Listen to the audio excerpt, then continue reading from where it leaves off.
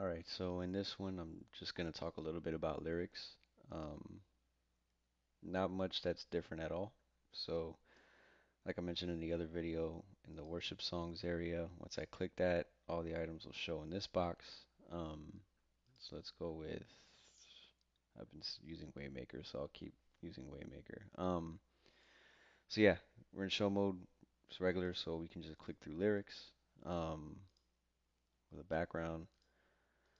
The cool thing in ProPresenter 7, which is this one, um, you can change the look of the lyrics pretty quickly.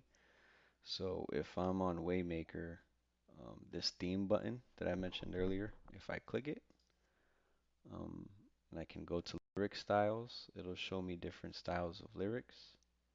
So I can go with,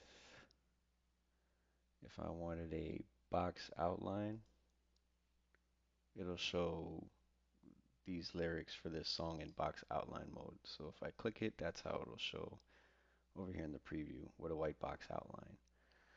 I think this is useful because certain styles might look better with different backgrounds.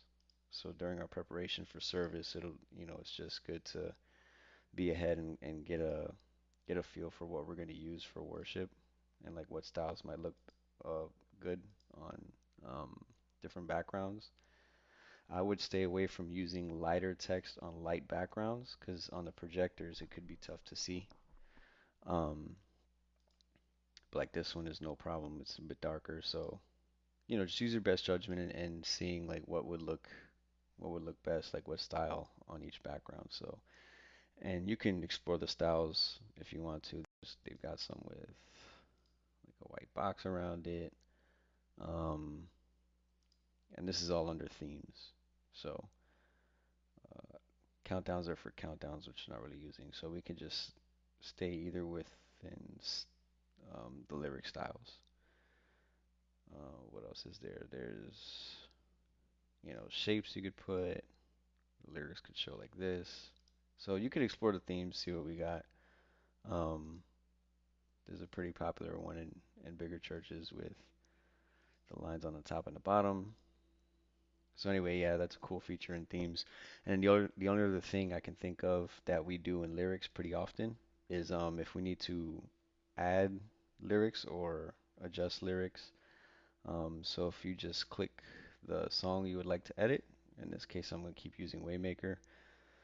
Again, you can just go to this edit button up here, and now you can, if I just double click in this box, I can add, you know, more lyrics. Right, if there's a typo, I can fix the typo. The slides, all the slides for this song will show right here on the left hand side.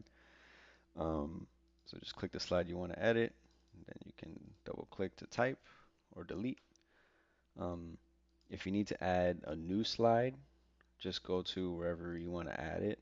For this example, I'm gonna just scroll all the way to the bottom, which is the end of the song. And up top on this left hand side, there's a little plus sign here, right here. And so if I click that, you just want to use the same theme as you've been using um, for this song. So if I'm using the white horizontal lines, again, I would just click this plus button up here to add a new slide, stick to the same theme, and then boom, right here we have an empty slide, and you can add your text.